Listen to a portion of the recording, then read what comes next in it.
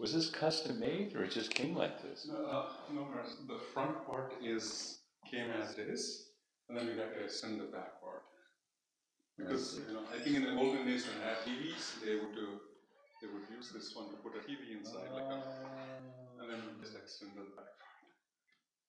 Because it's got the thing with the shell.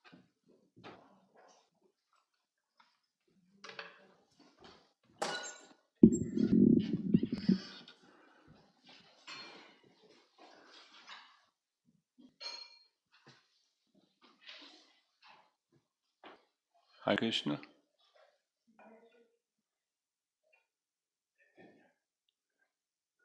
Can you say Hare Krishna? Hare Krishna. Okay, don't say Hare Krishna.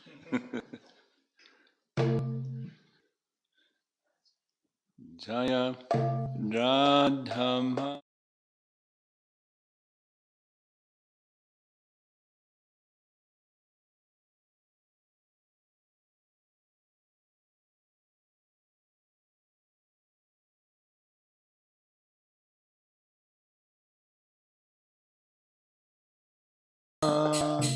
Kunjabi Hari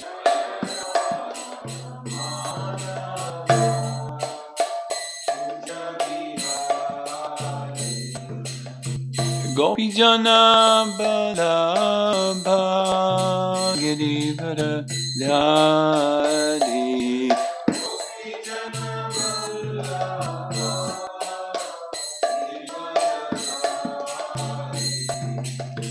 Gopijana Balabha Girivara Dhari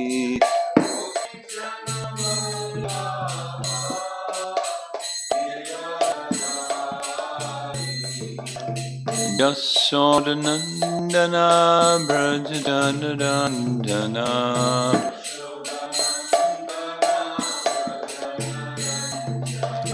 Yasodhanandana Brajadanandana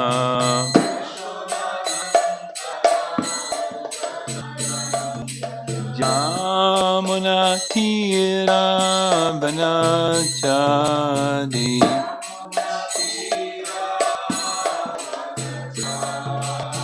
Damana Tira Vanachadi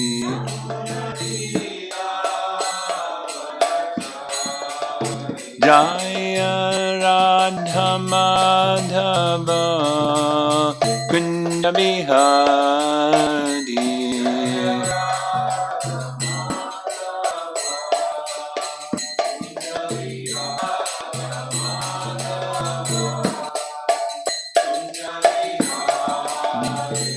Gopijana Balabha Girivara Dhari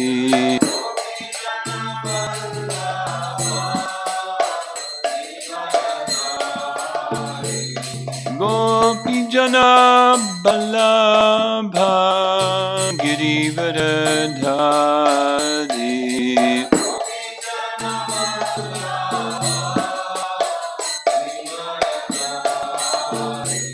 Yasodhanandana Brajajanandana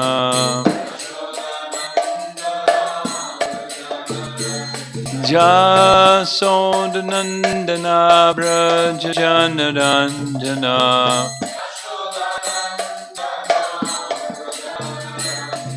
Yamunatira Vanachadi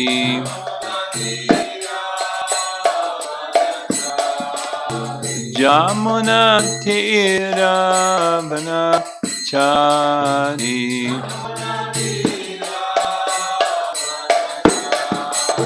Jaya Radha Madhava Kunja Bihari Madhava Kunja Bihari Jaya Radha Madhava Kunja Bihari Jayom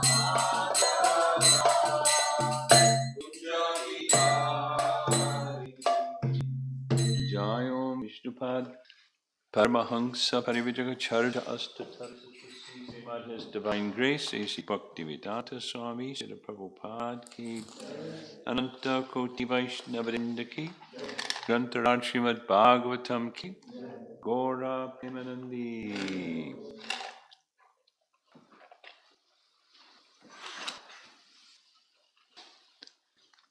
Each one of you. What's your favorite pastime of Krishna in Vrindavan?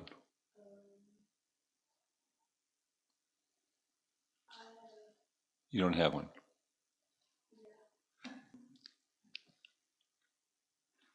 Govardhan Hill? No? Yeah?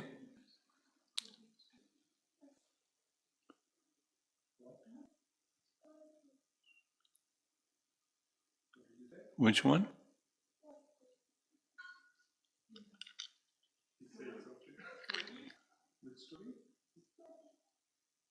He's saying the same word again. Birds. Birds. Birth? Birds. You see that painting at the top of the stairs? You know what that pastime is? Mother Jasoda looking inside Krishna's mouth, and she sees the whole universe inside Krishna's mouth. That pastime up there. Yeah? You like that one?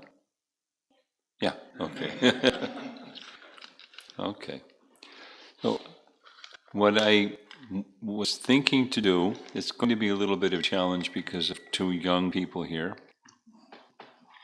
But what I was thinking of doing is conducting the evening class for the next few evenings, like we've been doing the morning class, which is cover several verses, read the BBT translation purport and commentaries, at least some of them, and get a big picture of what this particular section is about. So that was the plan.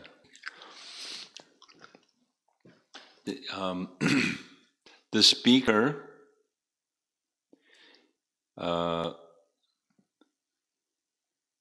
is Lord, this is Brahma of the Bhagavatam. It says several important things. One of them is Tene Brahma Hridaya Adikavaye, a learned person, and within his Hridi, within his heart, all the Vedic knowledge is imparted. And the verse also, the first verse of the Bhagavatam speaks of the absolute truth, Janmad Yasha Yataha. Janmad Yasha Yataha means that from which everything comes is the absolute truth, the highest truth. So Krishna is that highest truth from which everything comes, and he's the Supreme Person. That's the very first verse. Now we're going to go, there's about Brahma, and we hear about Brahma's being born from the lotus. He finds no end to that stem. What does that mean? It means that by sense perception and empiric study, we can't know our origin. He hears tapa, he goes back up to the stem, to the lotus on top of the stem, and he does tapa for a long time, and then suddenly the Lord appears. So, when the Lord appears, that is referenced in the verses that we discussed yesterday. The Lord's appearance is discussed in the verses we read yesterday. And it is an ability to see carbon exhalation at the bottom of the stem. So we're going to be reviewing that because it's in what's in chapter 9 and 2 is in this chapter, chapter 14, chapter 10. Same stuff. But now Brahma is explaining what happened in Canto 2, chapter 9. And what he has now understood from what he just experienced in chapter 13, this display of Krishna's inconceivable potencies. We have some issues with audio, that's a problem. What do you want me to do? Stop? I'm stopped.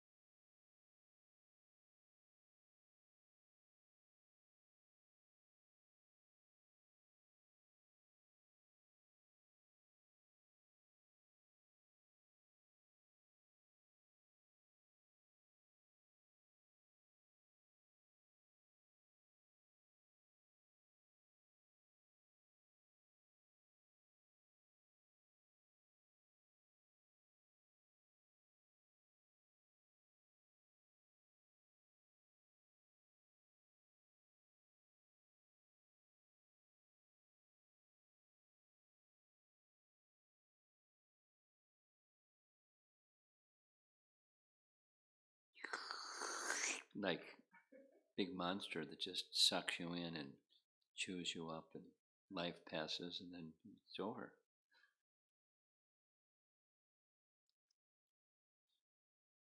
It's useful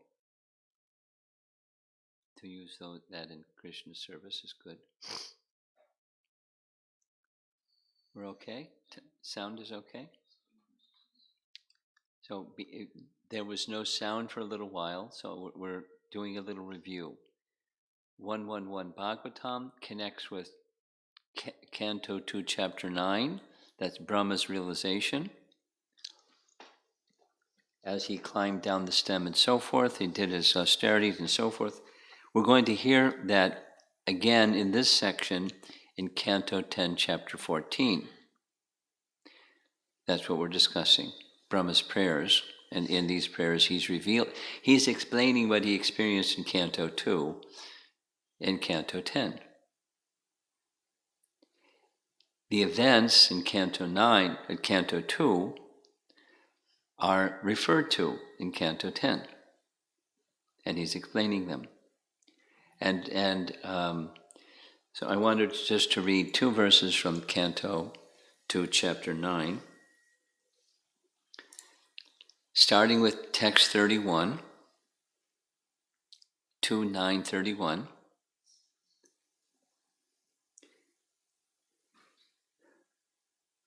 Jnanam paramaguyame yad vijnana samanvitam sarahasyam tadangam cha grahana gaditam maya. The translation: this is Vishnu speaking, confidential, paramaguyam, and it has to be realized in conjunction with devotional service. And that's this sarahasyam. Sa, rahasyam. Sa means with, rahasyam, devotional service. The necessary paraphernalia for that process is being explained by me. You may take it up carefully. And now, fast forwarding 2 more verses to text 33, 2:9:33, we have the first of the Chaturshloki verses. And in this section, the phrase is used repeatedly. The mystery, we're going to hear that in his prayers in chapter 14. The mystery. And the mystery is solved. Sherlock Holmes solves mysteries. So, do you know who Sherlock Holmes is? Yeah? And the means to solving the mystery is devotional service. Without devotional service, you're not going to solve the mystery. It remains a mystery. You got to have Sherlock Holmes by your side, and then you can solve mysteries.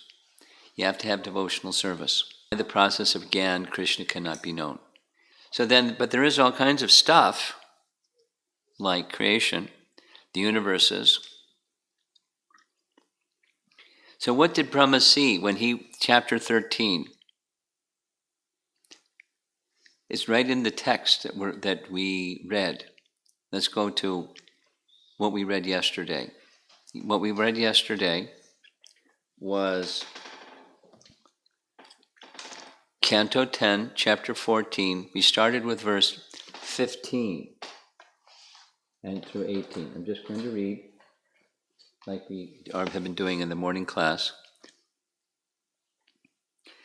So text 15, 10, 14, 15.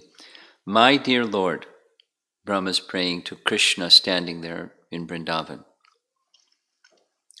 If your transcendental body, which shelters the entire universe, is actually lying upon the water, that's the Garbhodak ocean, then why were you not seen by me when I searched for you? He climbed down the stem, he couldn't find him. That's what it says in Canto 2. He couldn't find him. Why I couldn't see you? And why, though I could not envision you properly within my heart, did you then suddenly reveal yourself? He was searching within his heart, and suddenly he saw the Supreme Personality of Godhead before him. Haribol, Prabhu. Welcome to the spiritual world. And surrounding the Lord was personified all of his potencies. And it gives names and numbers and so forth. Same thing that Brahma saw in chapter 13. I mean, the same nomenclature isn't there, the same numbering system isn't there, but he saw Krishna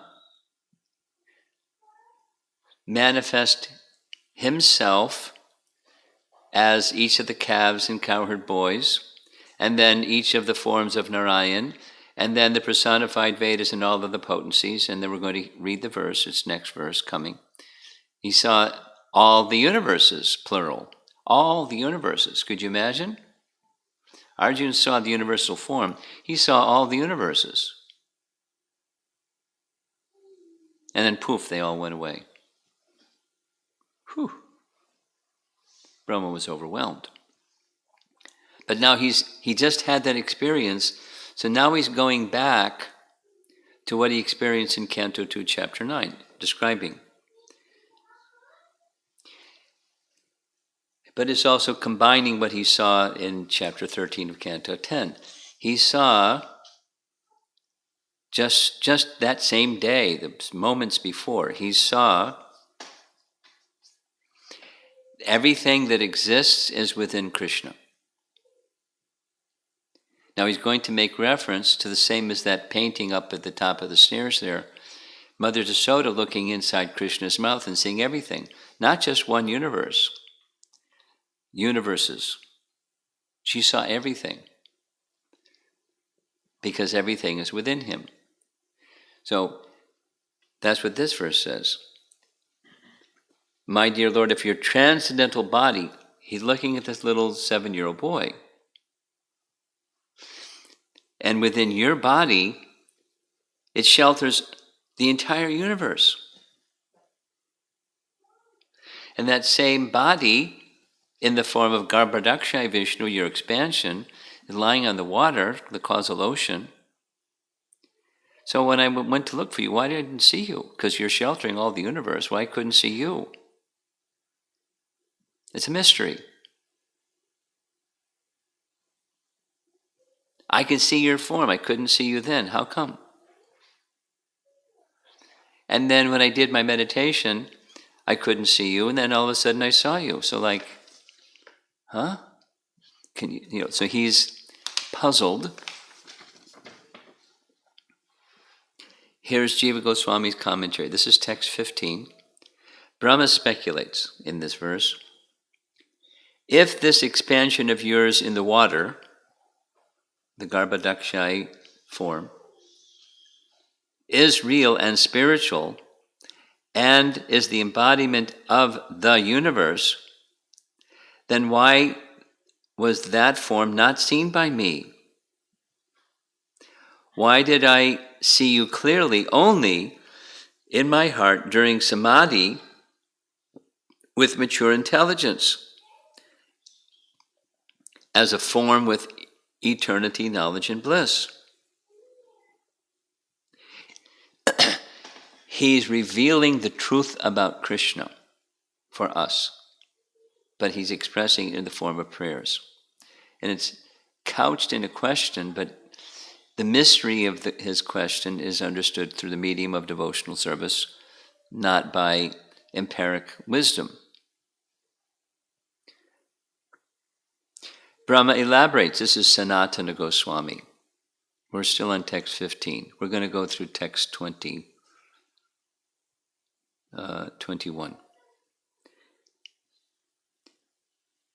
The true existence of the Lord. If you were situated on the water, why did I not see you by external vision? You appeared in my heart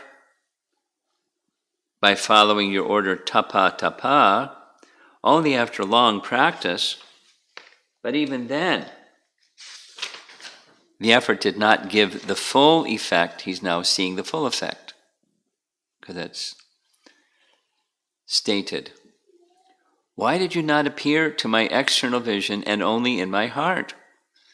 And you did not appear again. This implies that after the Lord gave benedictions to Brahma and disappeared, that's Canto 2, Chapter 9, Brahma performed meditation again, out of pain in separation in order to see him, but could not even see him again in his heart, at least at that time. Now here he is again. So he's saying, this is a big mystery. That was text 15. 16. 10, 14, 16. So the key phrase in this 16 is Maya Damana. That this is Brahma is exploring a philosophical question: what's real, and what's Maya or illusion? Is this creation, where we are right now, is it real or is it illusion?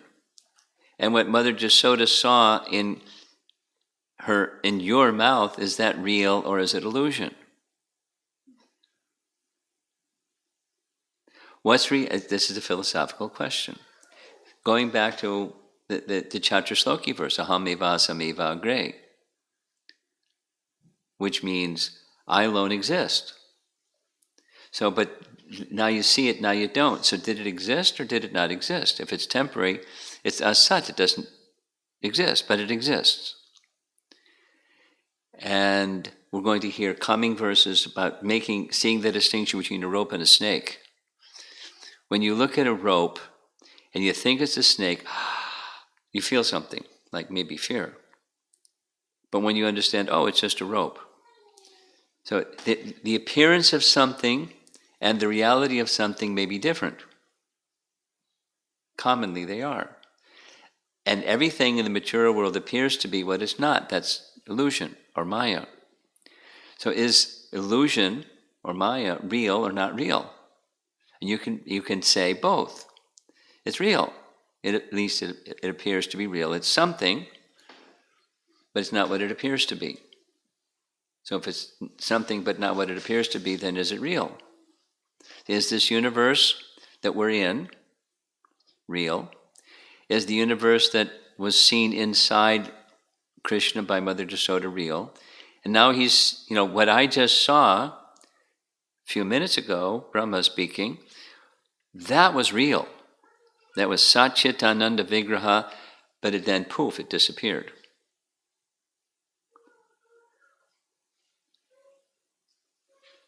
So that's reality and this world in which we are is not reality. How to understand what's real, that's the topic. It's a little deep. Text 16. My dear Lord, in this incarnation, you have proved that you are the supreme controller of Maya. There's the Maya word again. Maya Damana. He's the subduer of Maya. So he can't be influenced by Maya. Maya is under his influence. Although you are now within this universe, the whole universal creation is within your transcendental body. So is this universe false and what's real is what's in your body, or what's real in your body is false and this is real?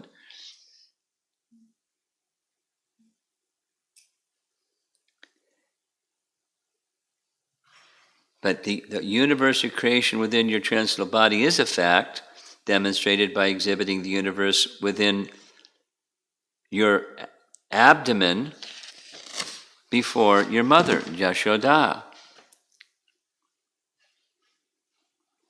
And then the commentary, the BBT purport, this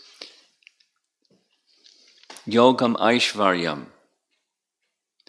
or Mayatvam, the bewildering potency of the personality of Godhead.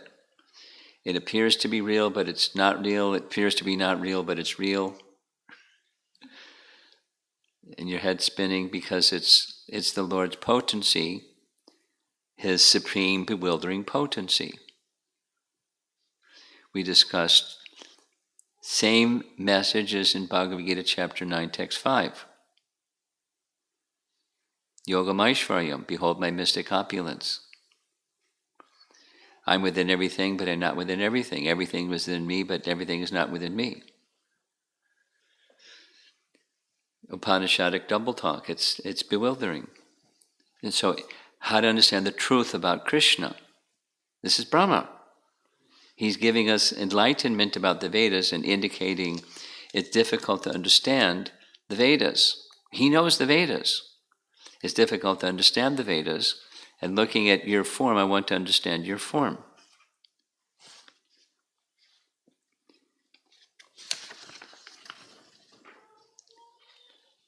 Sanatana Goswami solves the riddle.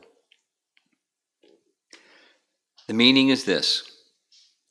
Though Yashoda experienced the world inside Krishna is real, then after not seeing it, it seemed like a dream or a magician's trick.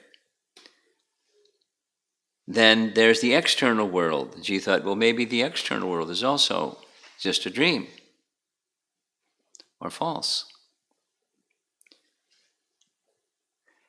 Because Brahma was omniscient and because the Lord gave him mercy at that time, he had perceptions of Krishna both inside and outside.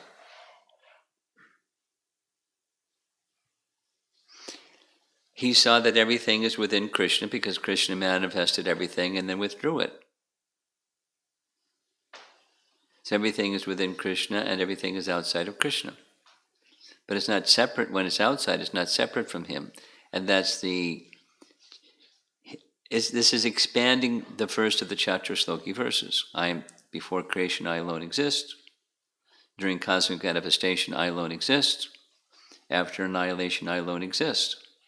There's only one thing, Krishna and the expansion of Krishna's potencies. And they're inseparable, as potent and potency are inseparable, and sometimes manifest and sometimes withdrawn. Sometimes by his internal potency, Krishna can manifest his internal potency that looks like the external potency and then withdraws it. It's simply the play with his energies. Whether it's the external energy, the internal energy, as he wishes, they act under his wish. But it's nothing but him. And therefore we have to say that it's real. But it is also temporary. I mean, we're sitting in a house, and there was a time when there wasn't this house. And after some time, there isn't going to be this house. So does this house exist or not? Well, it's temporary. It certainly exists. It's Krishna's energy, and his energy is configured the way that it's configured right now. The energy is his. The energy isn't created or destroyed. The configuration is temporary. So the world is temporary. But those forms that Krishna manifested before Brahma, they're his internal potency, not relying upon anyone other than himself to manifest all of what he manifested, including, we're going to read in just a moment, all the universes.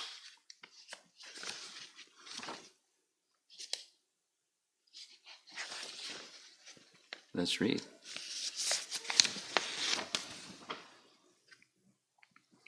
Just as this is text 17, and this is, I'll review from yesterday. Just as this entire universe, including you, was it exhibited within your abdomen when Mother Jasoda looked inside Krishna's mouth. Mother Jasoda saw this universe and all the universes, including Krishna, within Krishna's mouth. Mother Jasoda looking inside Krishna's mouth, within Krishna's mouth. So there.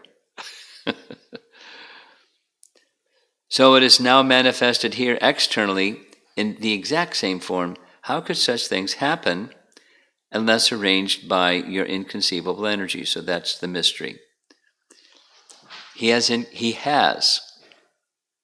inconceivable, and his energies are inconceivable. So don't try to wrap your mind around that which is inconceivable, because it won't reach around it. It's inconceivable. But one can accept the inconceivable potencies are from the inconceivable. And the mystery can be understood at least to some degree by the medium of bhakti. And so now we're ready for the final verse of what we discussed yesterday. This is now repeating what he saw in chapter 13. Have you not shown me today that both you and everything within this universe is manifestation of your inconceivable potency? First, you appeared alone. This is the verse spoken by Brahma. Then you manifested yourself as all the Vrindavan calves and cowherd boys. Next, you appeared as an equal number of four-handed Vishnu forms who worship by all living beings, including me. And after that, you appeared as an equal number of complete universes. Finally, you have now returned to your unlimited form as the supreme absolute truth, one without a second. Mind-boggling. But it's the ahameva agre. So whether it's this external, whether it's Naperville or the house with the stairs and the rooms and the doorknobs and the windows, and whether it's micro or macro, this universe comes and it goes. It's Krishna. It's part of Krishna. It's a category of Krishna's inconceivable potency. What Mother Jasoda saw inside Krishna's mouth is part of his inconceivable potency in a certain category. It's all within him. And then sometimes it's manifest outside. And it looks the same in him as it does outside. Not only the blueprint, or it's kind of like subtle within him, it's within him. The whole thing. When Brahma saw these different potencies of Krishna manifesting around each Vishnu form or Narayan form. It includes all the elements, the Sankhya elements, personified, worshipping Krishna. Mahatattva, worshipping Krishna. Time, karma, guna, swabhava, worshipping Krishna. And those are things that make up this universe. In that spiritual position, worshipping Krishna. So that's what, we don't see the worshipping Krishna part because we're deluded. We don't see the connection of all things with Krishna, and that's our problem. We see things disconnected from, that's Maya. They're not disconnected from Krishna. But we don't see that connection. And that ignorance is the root of our suffering. So now we're going to, so just step back, take a deep breath. This is explaining the first verse of Srimad Bhagavatam. This is explaining the Chaturshloki verse of Srimad Bhagavatam. This is explaining Brahma's experience in Canto 2, Chapter 9.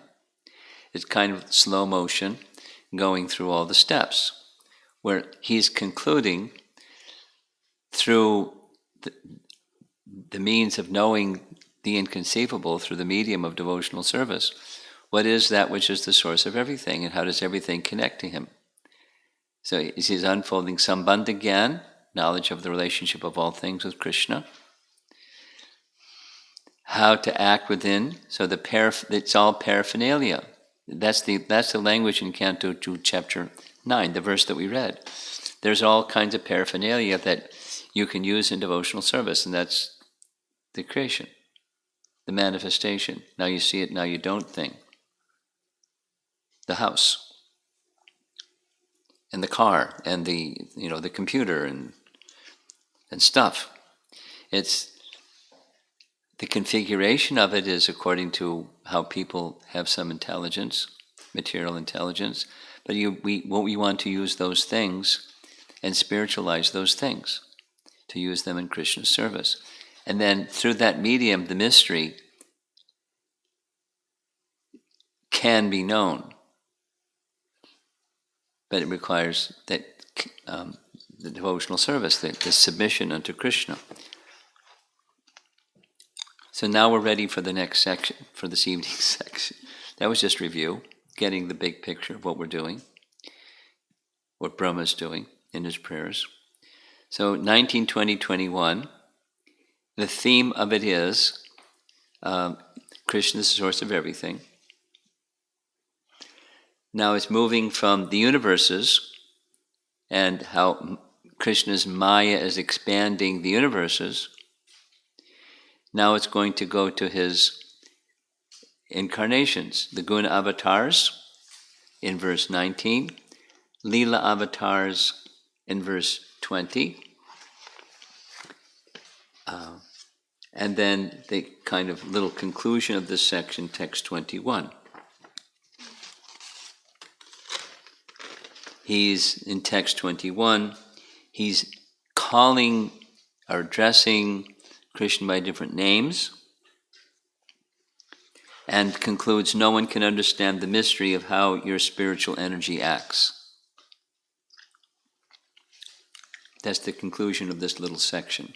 Again, the word mystery, and it's not because it's said in the earlier part of his prayers that we covered, 1 through 8. Jnane prayasa udapasya namanta eva. One should give up the speculative approach. The mystery won't be solved by speculative approach. And so he's concluding here the same. No one can understand the mystery of how your spiritual energy acts. But he understands, at least to some degree, because he's part of utilizing that spiritual energy. He's the creator. He's got to understand how his spiritual energy acts to build the universe. Otherwise, he wouldn't be able to. But he's lapsed into this position of apparently forgetting what he already knew. And he's just marveling at Krishna, the source of everything, and how his energies work, and then how he enters into everything that he expands, his universe. Guna avatars, Leela avatars, and his Paramatma feature, it's mentioned in 21. So that's 19, 20, 21. So everybody that knows a little something about Vedas, they know Brahma, Vishnu, Shiva. I mean, kids in American schools, the Hindus believe in Brahma, Vishnu, Shiva. They know that. I mean, what it represents, they don't really know, but the guna avatars.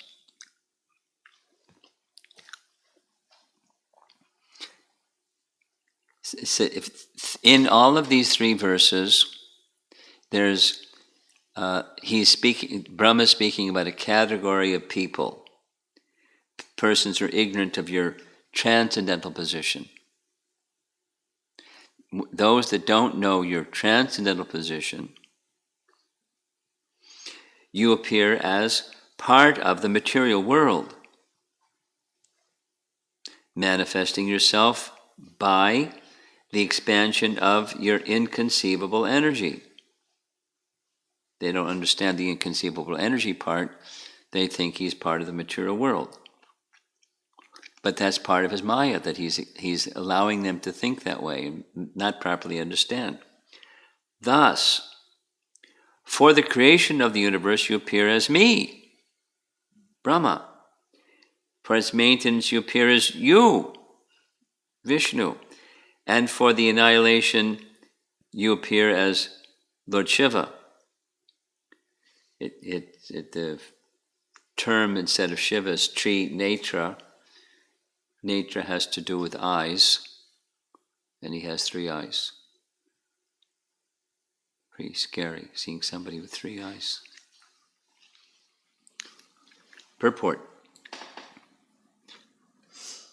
Although the Mayavadi philosophers think that the demigods are illusory, Lord Brahma, Shiva, and Vishnu are stated here to be expansions of the Supreme Personality of Godhead and thus are real. Indeed, they are the extraordinarily powerful controllers of the universe. So that was spoken of earlier. The universe is real or false, or illusion, Maya. The ultimate truth is a supreme and beautiful person. And thus, throughout the creation of God, we will always find the personal touch. And Jiva Goswami summarizes, you are the root of all the guna avatars and lila avatars. This is explained in 2 verses. I mean, there's more commentary, which I'm not going to read the whole part. Sanatana Goswami writes, just for the purpose of creation, spreading Maya, you appear as Mahatattva and other elements, and you accept the positions of Brahma, etc., that guna avatars. But in truth, you are the real creator, maintainer, and destroyer, as is pointed out in the first verse of the Bhagavatam, Janmad Yasya Yataha. This is expanding on that verse. This is expanding on the first of the Chaturashloki verses. It appears this and appears that, but the appearance of things is resting on you. That one single person who's standing before me. All of that is within you. He's understanding. Text 20.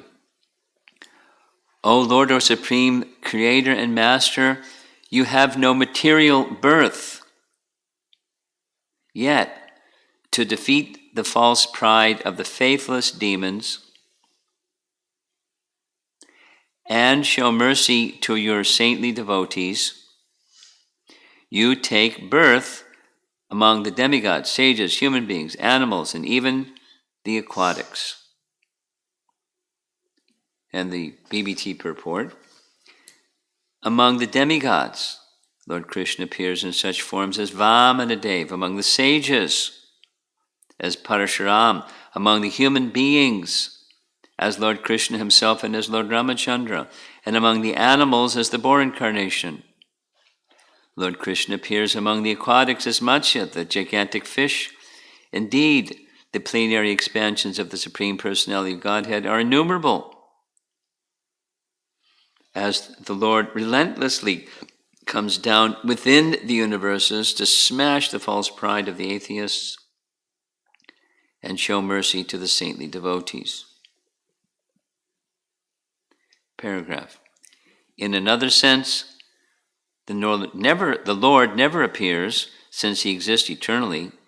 His appearance is like that of the sun, which is always present in the sky, but which periodically appears. Like in the morning, the sun rises. It's not like it came into existence.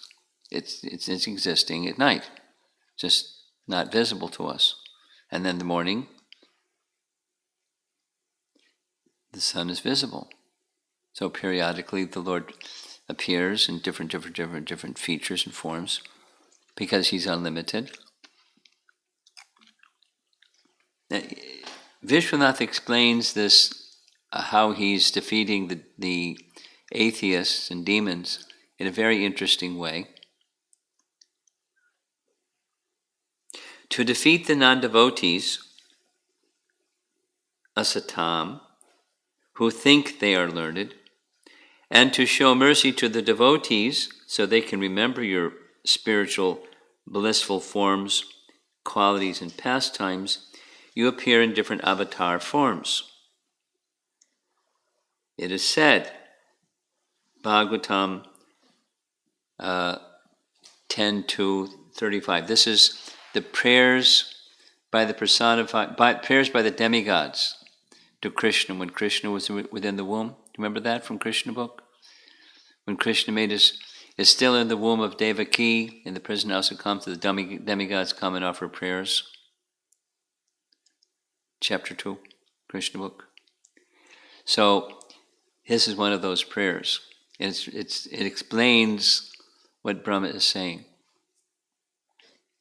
O Lord, O cause of all causes, if your transcendental body were not beyond the modes of material nature, one could not understand the difference between matter and transcendence. Only by your presence can one understand the transcendental nature of your Lordship, who is the controller of material nature. Your transcendental nature is very difficult to understand unless one is influenced by the presence of your transcendental form. So how are we going to understand what's beyond the temporary if we don't have experience of what's beyond the temporary? Pretty reasonable. So he makes his appearance so one can understand the distinction between temporary and not temporary. What's within this temporary realm, what's beyond it. It's not kind of like the sun is needed to see the distinction between darkness and light. And other forms, like there's electricity. We have some lights on in the house. But what's electricity but a transformation of the energy of the sun by different means. The light at night, electrical lights, are nothing but a transformation of the energy of the sun by various technologies or methodologies. We need the sun to have light. We need to have Krishna's presence in order to understand the distinction between the temporary and the eternal. To understand transcendence, we need Krishna's presence. That's what the demigods are saying. That's what Brahma is saying in this prayer, text 20. You appear to defeat the atheists, but also you come to please the devotees. And here's Sanatan's, well, the whole thing is really nice. Here's Jiva Goswami, and then Sanatan Goswami, and we're done.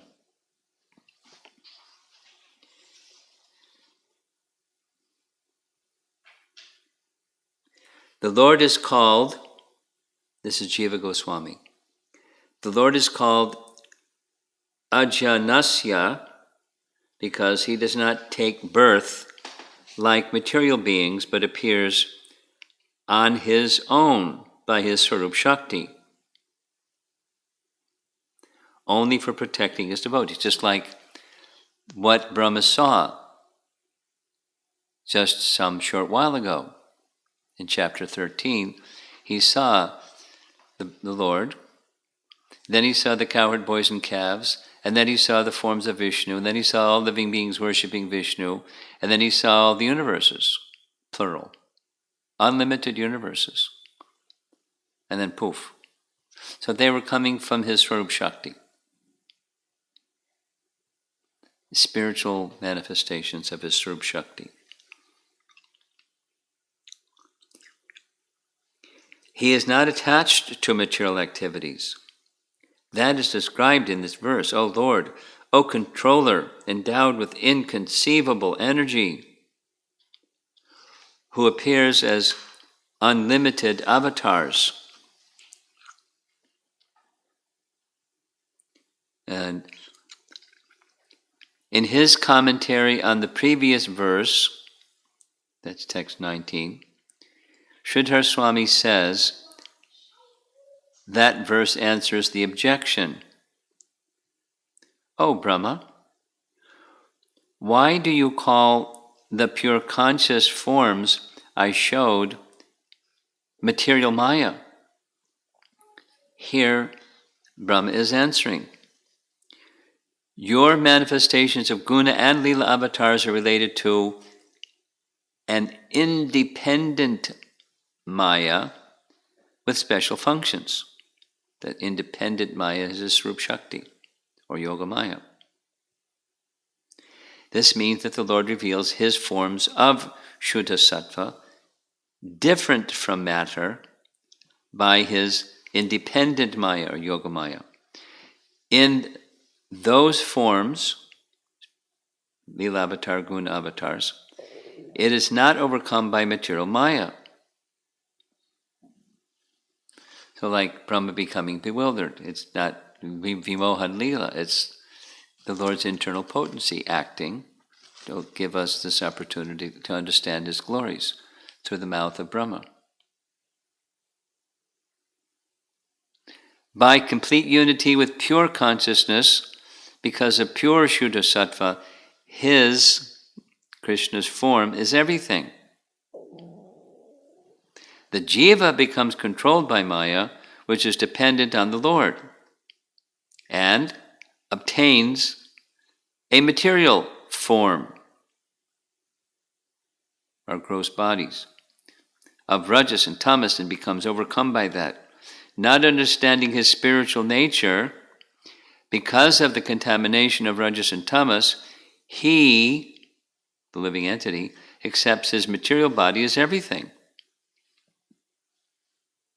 Because the word Maya will be used for the Swarup Shakti, it'll be shown that his idea and mine are the same. So, this word Maya has two applications, the material and the spiritual feature. Mahamaya and Yogamaya. It's one entity manifests differently depending upon what? Depending upon the consciousness of the living entity and how they regard Krishna. Then it's one kind of Maya or another kind of Maya. But Krishna's potency, we're under Krishna's potency. Here's Sanatana Goswami. Commentary, text 20. With false pride, the ignorant think that they know the scripture and have perfected yoga. You defeat that pride by refuting their ideas, by hearing with devotion about your pastimes. Their misconceptions are eradicated. Not only do you appear to defeat the proud, but to please the devotees. For the devotees, you defeat the idea of the ignorant. Establish proper dharma and reveal your sweet pastimes. Why do you show your mercy to the materialist? O supreme independent, how can their evil desires be destroyed? O capable one, there is nothing that you cannot do. O manifester of the avatars, you are suitable for these purposes mentioned as an avatar. So he's accomplishing many things through his spiritual potency. And then finally, last verse for this evening. This is a little philosophical, yeah? But he's explaining a very fundamental how to know Krishna message. Everything comes from him, and it's inconceivable. So this is the final verse. Oh, Supreme Great One. Oh, Supreme Personality of Godhead. Oh, Super Soul Master of all mystic power. Your pastimes are taking place continuously in these three worlds. But who can estimate where, how, and when you are employing your spiritual energy and performing these innumerable pastimes? No one can understand the mystery of how your spiritual energy acts. It's a mystery, and mysteries are solved by Sherlock Holmes, right? They're solved by devotional service. And otherwise it remains a mystery. But the mystery is in devotional service. Devotional service is very mysterious. Gosh, here we are, coronavirus thing, and we're hearing Srimad Bhagavatam. And a little bit puzzling commentary or explanation of Brahma, the most intelligent being, explaining the foundational message, one of the important foundational messages of the whole Srimad Bhagavatam, through his direct experience and our commentators giving their explanation of Brahma's experience of what he's saying. And here we are sitting in the pandemic and somehow making our way back to Godhead just by sound vibration. It's not so easy to understand. And so what do? We just keep hearing it, and gradually, because it's important and we're eager to try to understand it slowly, we'll start to understand it. I'm going to conclude just by reading some paragraphs from commentators, and then we'll see if there's discussion. This is Vishwanath. You were born as Krishna to relieve the burden of the universe, and you appeared as Rama to kill Ravana. As the white, red, black, and Shama avatars, you institute religion. The purpose is not to defeat the false Gyanis. Actually, no one can fully understand where you will appear, the purpose, the time, the number of appearances that you will make. Unlimited Lord, cause of all causes. If your transcendental body were not beyond the modes of material nature, one could not understand the difference between matter and transcendence. Only by your presence can one understand the transcendental nature of your Lordship, the controller of material nature. Your transcendental nature is very difficult to understand unless one is influenced by the presence of your transcendental form. Oh, form spread throughout this universe. Oh, Bhagavan, though you spread throughout matter, you are still full of your six opulences. Though you are full of all opulence, you also expand to witness everything as Paramatma.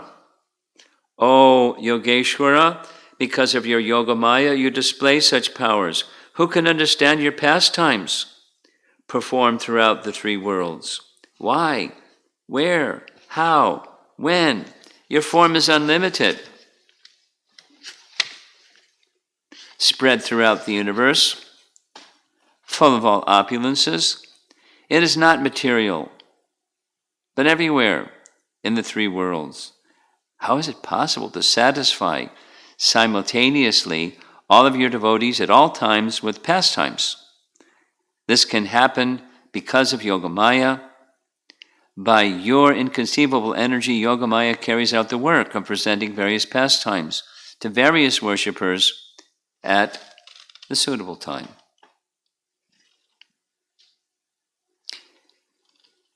It's not a nutshell of everything that one can know. It's just specifically speaking about the inconceivable nature of Krishna's spiritual potencies and how Brahma is marveling at it. How wonderful is Krishna. Here's Jiva Goswami. After describing everything, Brahma is now speaking with respect. O Unlimited One, O Supreme Person endowed with all powers, Bhagavan, O Soul within all beings and the cause of all beings, Paramatma, O Lord, spreading yourself over all time by your innate power of yoga, Yogeshwara. Who knows how or when your pastimes will occur? You alone know the location of all the unrestricted pastimes, since you are unrestricted. You alone know how these pastimes take place, since you are endowed with all powers, Bhagavan. You know the quality of these pastimes, since you are Paramatma. You know when they will occur, since you spread over all time, Yogeshwara. The cause of all this is Yogamaya, your great Swarup Shakti.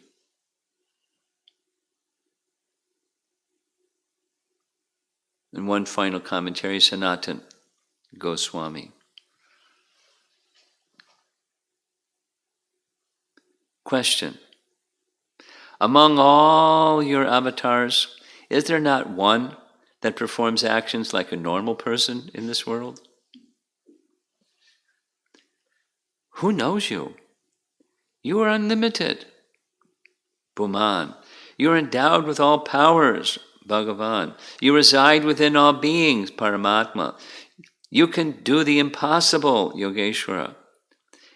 In the sequence of names of the Lord, they are gradually more difficult to comprehend and show the greater excellence of the Lord. Paragraph. You spread your Yogamaya. This is the special Shakti of the Lord, which is endowed with eternity, knowledge, and bliss. Thus his pastimes are real. This is explained in Bhagavatamrita. He's the author of Brihat Bhagavatamrita. So he's just making reference. Finally, since he's saying this is the conclusion. Since the Lord is inconceivable, his pastimes are inconceivable. The ignorant must surrender to your devotees for gaining knowledge of your pastimes. By this they are delivered, and by nothing else. So that's this Sarahasyam, or the mystery of devotional service, which includes the paraphernalia. This Sarahasyam is translated in Canto 2, Chapter 9, Text 31, as paraphernalia. So what's paraphernalia? In a broad sense, paraphernalia is that which is in relation to Krishna. The phrase is tadiya. Like, arti paraphernalia. That's tadiya. Maybe you've seen in Chicago, in front of the Jagannath deities, there's what looks like a Shila of some kind. Have you ever wondered what that is? It's Nrsinga Tadiya. Shankar Pandit told me once. I asked, what's that? It's not a Shalagram Shila. It's not a Shila. It's from a very ancient Nrsinga temple. It's part of something from the temple, I don't know exactly what. So there's Nrsinga Tadiya. It's on the altar. It's paraphernalia. And the paraphernalia of the Lord, his Sadrahasyam, it's worshipable and meant for his service. So we can expand that and make, like Prabhupada would say, what makes this place where we are, we call it a temple. Right next door there's a house, and there's a house, and this is a temple. What makes it a temple? It's a place where worship of Krishna goes on. And because it's a place where worship of Krishna goes on, it's in the spiritual world. We can make this house the spiritual world. We can make our bodies a housing place for Krishna, because it already is. Right? Krishna is within the heart, right? When you put on tilak, what's the meaning? When you're putting on tilak, Prabhupada explains, it means the body is a temple of God. Om Keshavaya Namaha. It's just clay. And now, we're saying the mantra, and it helps us remember Krishna is within the heart. We're keeping the body clean, and we put stuff in the body, and stuff comes out of the body that's pleasing to Krishna because Krishna is within. He's the proprietor of the body. It's his house, the place of Krishna. It's our place too, but we're the secondary. He's the primary. It's just helping us remember. Then that can also be part of the paraphernalia you can use in Krishna service. And then when the senses go out, they connect with something. Here's a musical instrument, mridanga. So it's Balaram. Did you know that? Balaram, mridanga? Yeah. Because Balaram manifests as paraphernalia for Krishna service. That's what Balaram does. It's one of the things Balaram does. So it's sacred. It's worshipable. And that's the consciousness of one who's in bhakti. The world is, for the materialist, it's something else. It's up for grabs. And exploit it. And here's somebody else and exploit them and so forth. That's material consciousness. It's not seen in relation to the person. So seeing all things in relation to the personality of Godhead makes it possible to connect those things with Krishna's service, or connecting things with Krishna's service helps us to see them in relation to him. So which comes first? It's devotional service comes first. It's association with devotees. And then we engage in devotional service. Then we learn about Krishna through the medium of devotional service. So this is the philosophical foundation for all of that, spoken by the head of our sampradaya. And he's speaking directly to Krishna, explaining things that he experienced that day and things that he experienced even before there was creation.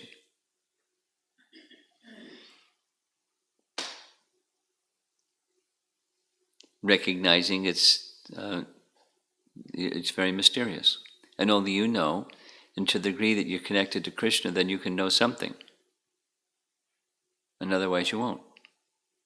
But most likely you think you'll know through false ego.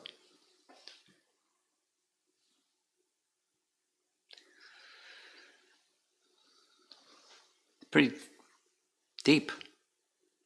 That's part of Brahma's prayers. We've been going over that recording, and it covers the topic very nicely. It's very clear. And then you start going a little more deeply, and, wait a minute.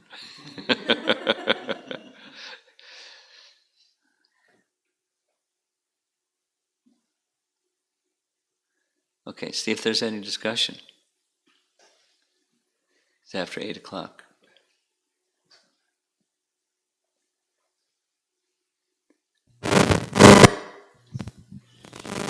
I think you have to move the direction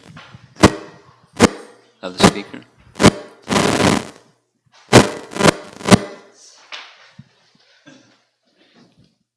Hare Krishna. Hare Krishna Maharaj. So apparently Brahma had a spiritual question in the first canto, early on, and he had to wait until Krishna appeared to clarify the question. That's a long wait. Well, he got essence in Canto 2. He got the essence. And he's very intelligent, so he got the essence.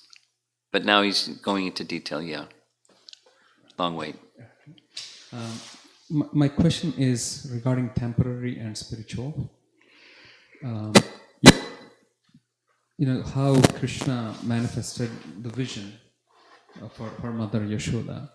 So I think if I understood correctly, you were saying it's not temporary, it's not Maya, it is actual vision, the reality. I was only reading commentary, so you say I said, it's just, okay.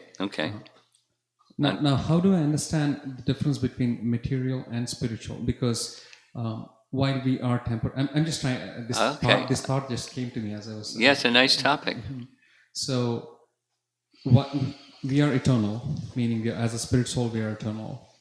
And the universe comes into existence, and while we are in the material world, it comes into existence and it unmanifests. Yes. In one sense, it's eternal too. Yes. Yes.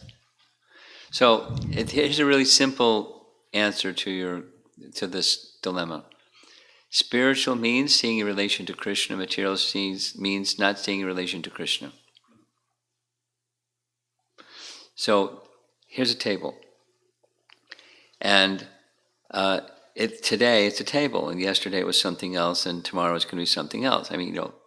After it's demolished, it's going to be something else. So, is it a table or is it not a table? Well, it appears to be a table, and it has a function. But what is it? Earth, water, fire, air, and sky. In a particular configuration, which we call now table. Somebody took, those elements and put it together this way. So before it was something else, and now it's table, and then it's going to be something else. But the elements are eternal, and the function is table. It gets into a philosophical discussion, because that's the nature of the topic that's being discussed here.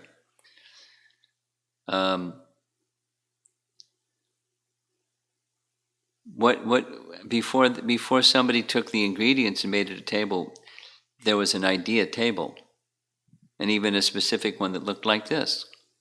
Before there was this, so there was the idea table before there was a table. This is philosophy. It's Bhagavad philosophy. It's Socrates philosophy. It's European philosophy. At least one European philosopher has this idea. And in transcendence, before creation, this is like Brahma seeing Lord Vishnu before there's even creation. He sees the personifications of all these, the 24 elements.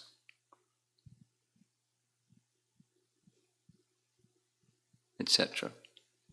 And everything else. And everything else. Because everything has its spiritual counterpart. This we discussed yesterday evening. There's a spirit. So now there's the spiritual counterpart, and then there's its reflection here. So is the reflection real or not? Well, it's a reflection. And in that reflection, so there's a table. And now you see it, now you don't. It may be passage of time, because that's another one of the elements that's there in the spiritual realm, is time. And then there's its manifestation here in past, present, and future time, as we know, is temporal time. not eternal time. So this is Sankhya philosophy helping us to understand what's the nature of reality. The nature of reality is everything is resting on Krishna. And there's the temporary manifestation through inferior potencies, and then there's the eternal manifestation through spiritual potencies. And the spiritual potencies can be manifest in replicas of this material form, or the material form is a replica of the unlimited variegatedness of the spiritual realm. Either way you want to look at it. But they're all resting, it's all resting on Krishna. So now back to the question. Was Mother Jasoda, or the Acharyas are saying, what Mother Jasoda saw inside Krishna's mouth is real. That is, everything rests in Krishna. And she saw it. Krishna disclosed that to her. Everything is resting in Krishna. Spiritual and material, as everything is resting in Krishna. Aham sarvasya prabhavo. Everything is resting. Matak sarvam pravartate. Everything is resting in Krishna. So what's the difference between spiritual and material? It's how we regard those things. We can see Krishna's inferior energy in his spiritual energy, superior energy.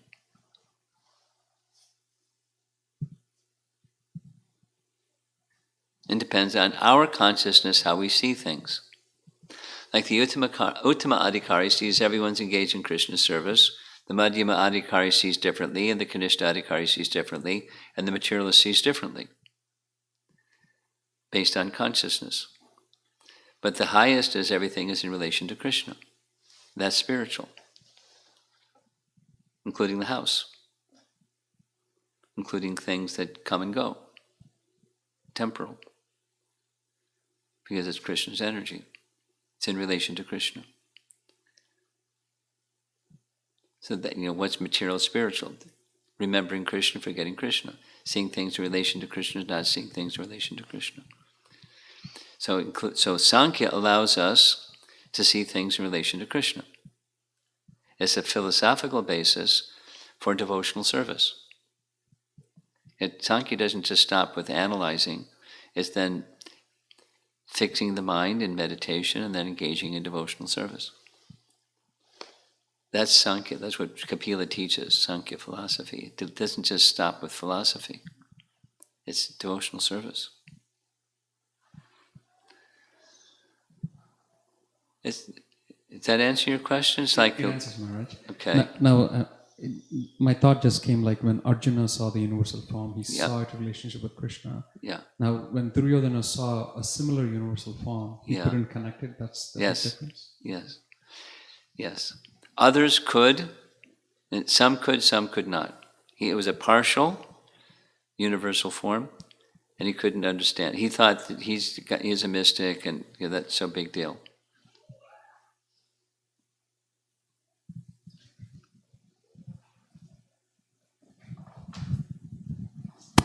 Some questions from online group. Okay. Lileshwari Mataji asks, how to ask questions, inquire so that there is a nice spiritual association between guru and disciple and can grow in Krishna consciousness. How to ask? Well, when you just how to is with the inquisitive spirit. That's how to. That I want to know. That's how to. And then this is from Shashi Rekha Mataji. In Bhagavad Gita, in introduction, it's being mentioned that Prakriti is eternal. And while in Bhagavatam, I read Prakriti gets created by the glance of Mahavishnu. Prakriti doesn't get created. Prakriti manifests from an unmanifest state, but it's eternal. It's just a different state, a manifest and unmanifest state. Not created. Doesn't like it come. It's like this example of the sun. It doesn't come into being when the sun rises. Prakriti doesn't come into being by the glance of Vishnu. It manifests from Pradhan. Sure. And then Radhakunya Bihari Prabhu asks, is the Vishwarup darshan only for human like Arjuna and Yashoda, or do spiritual entities also get to see in the spiritual world? Not in the spiritual world. Spiritual. It's a form of Krishna and forms of Krishna are viewable by people who are qualified to see. But it's in the universal form is in the temporal realm.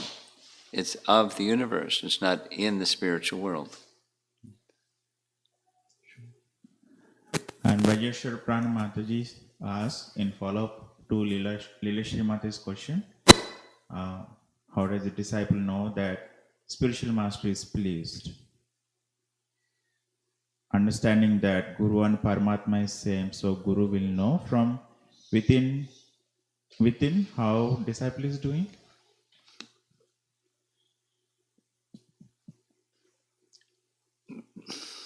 Prabhupada's answer to that question was, the spiritual master knows what he needs to know.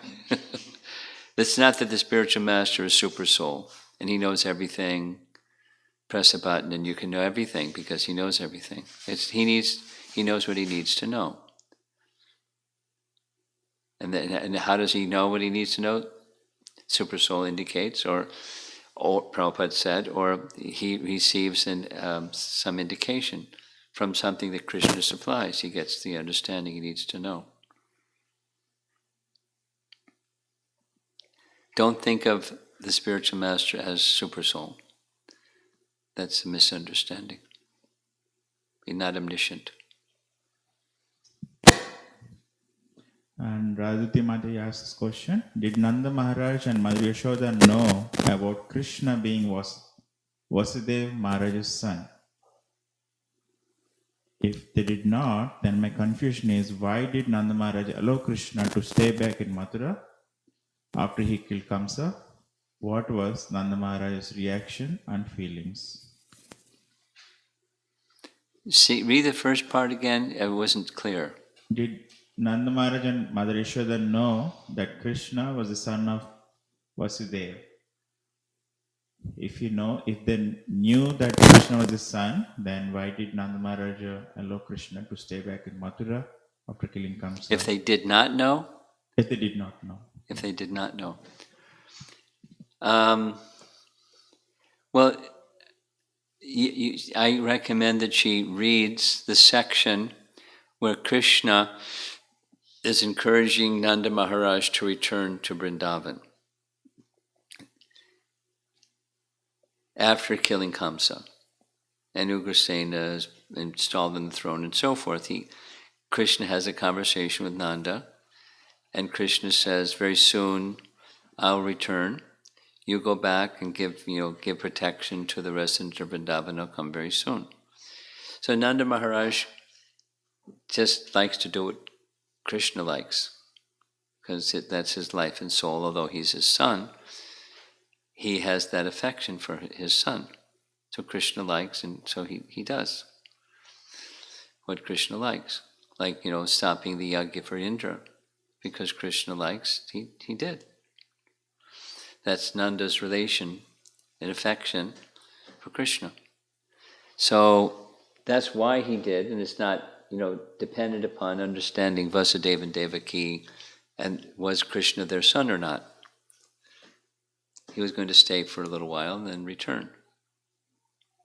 Give reassurance to the Brijvasis. And this is from Vishalaksha Prabhu. He says, Lord Krishna is the source of everything and can directly do anything. But then why Lord appears in different expansions, since it's difficult to understand him being insignificant jiva? Well, one of the answers is there's different living entities, and different living entities have different desires and moods and happinesses, and Krishna is reciprocating with those different moods, desires, and happiness. What makes people happy? He appears in variegated ways because of the variegatedness of living entities. Now, there's a theme in each of the Lord's appearance, but he appears in different forms for that reason. In Brihad Bhagavatamrita, there's this statement by Narada to Uddhava The Lord is so kind, whatever the way that the devotee worships him, he appears in that form. It's not like he's controlled in a lower sense, but in a spiritual higher sense. He reciprocates with the love of his devotees. He appears in the way in which they like to worship him. And that's transcendental. He's reciprocating. Shri Radhika Mataji asks, there are religions that are more orthodox in their nature, such as Amish, that seem to have more firm boundaries around their practitioners. In Krishna consciousness, we seem to have well-defined principles. We seem to have what? Well-defined principles. Okay. But there is room for time, place, and circumstance, Yes. adjustments in details. Yes. There are definitely things that are clearly defined as outside of the purview of a practice of bhakti. However, the principle that distinction between material and spiritual depends upon whether we see its connection to Krishna. Yes. Sometimes creates many varieties of what is acceptable within our movement. Yes. Are there any parameters that can make this area less fuzzy? Less fuzzy.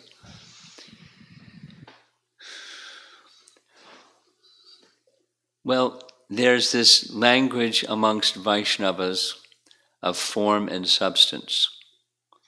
And I just watched this movie. By the way, listeners, the movie that Yadubar and his wife produced, Hare Krishna, it's the story of Prabhupada's life.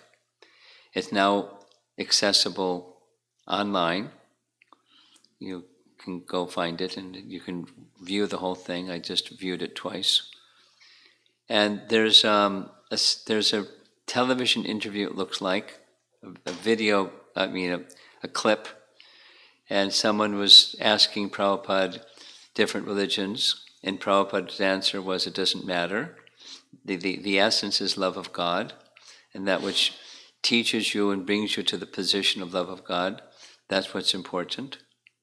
So the fuzzy, less fuzzy, if it requires understanding not form but substance.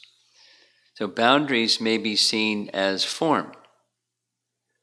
And of course, to some degree, we have form. We have tilak and dhoti and sari and so forth and so on, but that's not the essence. That's not how Prabhupada started the Hare Krishna movement. That's not how he expanded that. But so, and musical instruments, mridanga, kartal, harmonium. But one can use any musical instrument. So the form is not the essence. And it's an emphasis for Hare Krishna movement is the essence, not the form is the essence. They're different. We accept an expression of form because it's conducive. But, to get the less fuzziness, when form may look like this and may look like that, what's really important is the essence. An example that comes to mind is Pundarik Vidyanidhi meeting with Gadadhar Pandit. Gadadhar Pandit, since childhood, he was very renounced. And when he saw Pundarik Vidyanidhi, looks like, yikes, I'm out of here. Let me get out of here. Why did my friend Mukunda bring me here? Because this man is a sense gratifier. But that was the form, not the substance. The substance became recognized when a Bhagavatam verse was recited and he went into a swoon. Because the substance is the substance. So to get less fuzzy by putting strictures on form,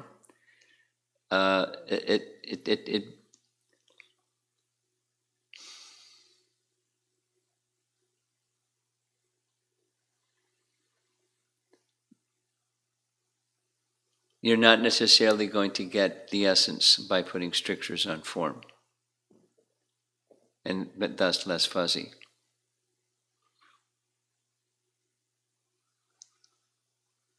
So it's going to have a fuzziness, form-wise. But when you contact a very elevated devotee, whatever the form looks like, it hits an elevated devotee, like Pundrik Vididiti, for example. There's variegatedness. Look at Sudama Brahman, who was a pauper, and look at Maharaj Ambarish, who had opulence like Vaikuntha, or someone that may not be very good-looking. This is directly described in Nectar of Instruction. So form doesn't create less fuzziness. Essence is our goal, and that's where there's less fuzziness.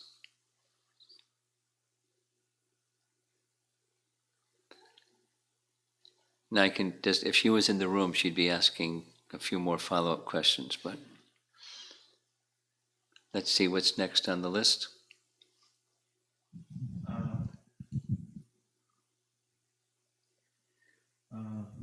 This is from Sasi Mukhi Mataji.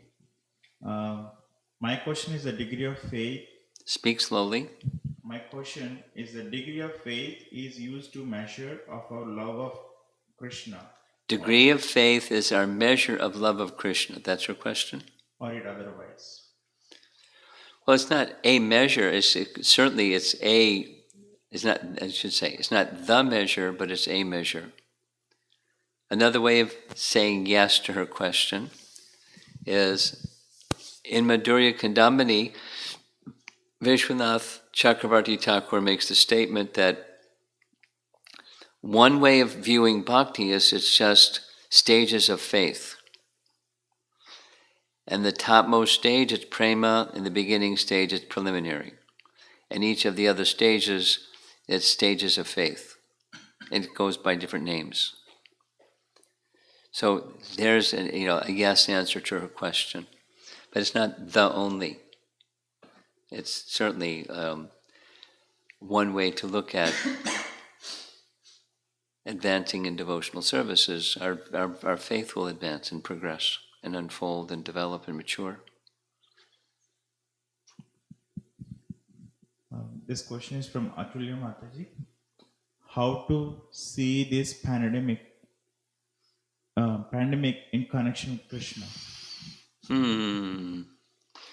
Well, I just requested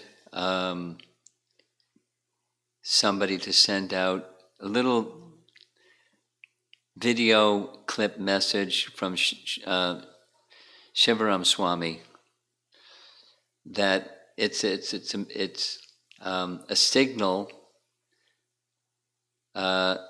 to not abuse animals. In short, it's interesting. He, in his own way of giving messages out. It came from contact with animals. And then, the rest of the video says the other pandemics came from the same thing, or epidemics at least, and killed so many people. So, the message, so what are we, to see it in relation to Krishna, don't be abusive to animals.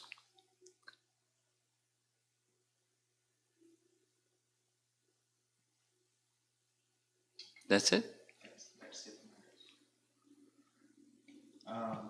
So Sridhar Kamade has follow-up, but she cannot ask now. Okay. I see you with your Sadhu Sangha t-shirt on. Did you know they called it off this year? They called it off. Govindacharan canceled. I was told. He didn't tell me that. Somebody that knows him, because the pandemic. Now, how to see that in relation to Krishna? You're going to have Sadhu Sangha in your living room. Learn different ways of hearing kirtan and participating in kirtan. associating this way to somebody that knows how to make the technology work. See, there's some advantage to immersing yourself in technology. Yeah. One question. Yeah. Actually, a follow-up to Sri Radhika Mataji's question. Oh, Because I've been burning to ask this question, and luckily she asked. Okay. Yes, so, and especially in my service, I deal with a lot of children. So I tend to put a lot of liberal views. Now, that kind of affects me because it, sometimes I may compromise on principles and whatnot. Uh-huh. So how can one balance while you're dealing with somebody who's not at the capacity of doing what we say? At the same time, we retain those. It's an art of being internally disciplined. You can even say strict, but disciplined. Mind and senses disciplined. And at the same time, being relaxed with others that are less disciplined.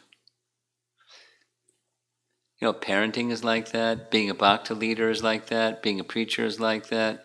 Dealing with children is like that. Because they're less disciplined. So you're connected, and you set a standard. You're not imposing that standard artificially on others, but you're protected because you're connected.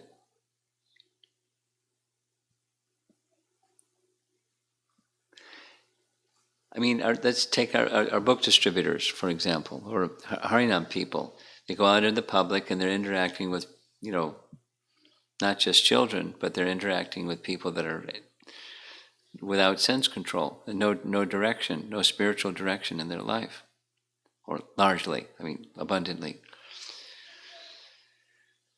But the protection is there because they have a mission, Lord Chaitanya's Sankirtan mission. One of the Sankirtan devotees, I was Sankirtan leader for periods of time in New York, and the devotees would go out from early morning till late at night, and I was up till when the last people came in. And I distinctly remember sitting with Radha Ballabha, who later became the BBT, production manager in Los Angeles, but for a while he was in New York. And he said, we go and do things that if we weren't in behalf of Lord Chaitanya, we'd definitely be in Maya. We'd succumb to the pull of rock concerts and drive-in movies and all kinds of places people go, beaches and, sense gratification havens. And we go to those places and distribute books, and we're protected. Then his comment was, and the next morning, the men over here and the ladies over there, Mangalarti, and this mind and senses can be drawn because we're not protected. So, if you're in the mood of I'm an instrument, and I have to be an exemplary instrument, so I may have to be a little relaxed with this person, because if I'm stiff and rigid, then it won't be effective. So I have to be externally a little relaxed and internally, connected on behalf of Krishna as his instrument in this service.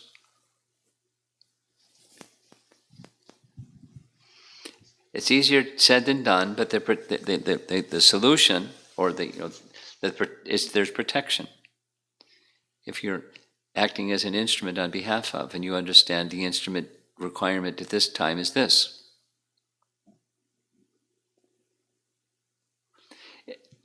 You're vulnerable, which is what your message was, I took it. You can become affected and, compromised. So therefore good sadhana and the consciousness of being an instrument that's appropriate for the circumstance.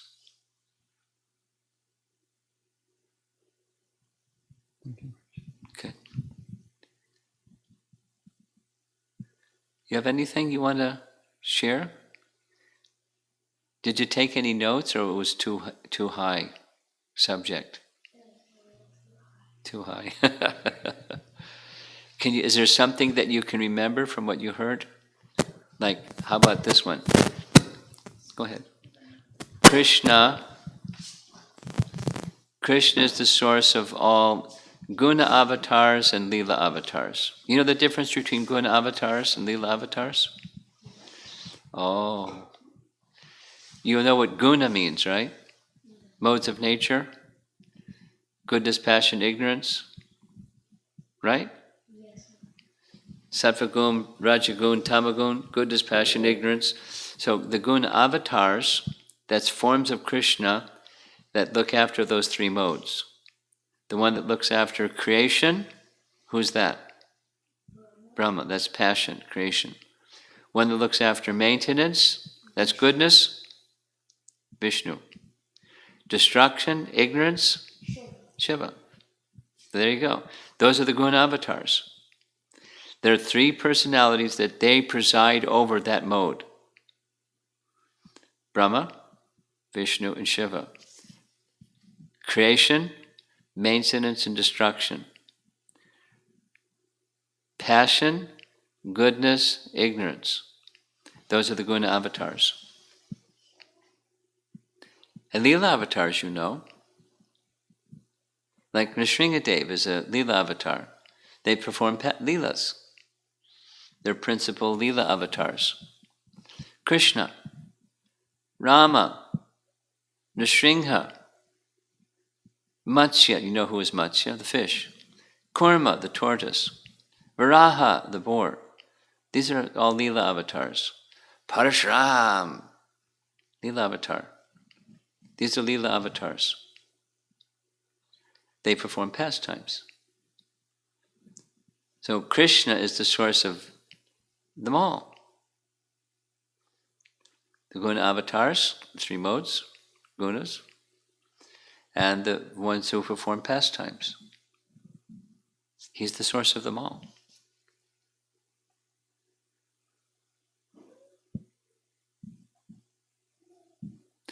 That means all of that which they are all within Krishna. And then we had this nice discussion about seeing inside the mouth of Mother Jasoda. Mother Jasoda seeing inside the mouth of Krishna.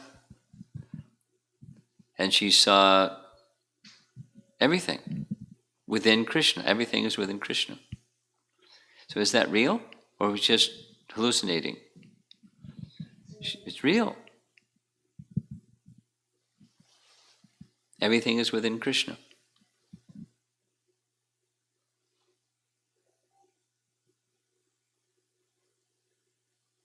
And it's so the final thing, Brahma says, to understand these, how his personal spiritual potencies are acting, it's inconceivable. But to some degree it's knowable through devotional service.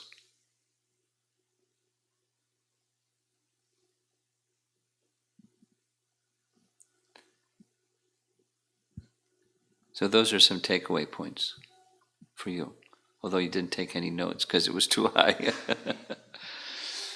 Okay, Hare Krishna. Prabhupada ki jai. Wow.